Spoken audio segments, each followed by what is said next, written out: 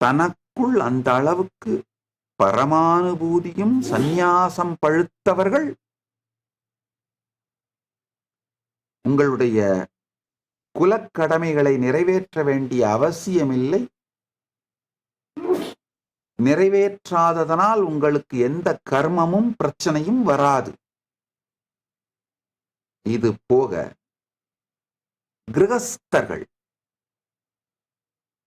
அனைவரும் இந்த உணர்விலே சந்நியாசம் பழுக்காத, அனுபூதி பரமானுபூதி பழுக்காத முயற்சி செய்து கொண்டிருக்கின்ற அல்லது முயற்சியே செய்யாத கிரகஸ்தர்கள் அனைவரும் தங்களுடைய மரபுகள் படி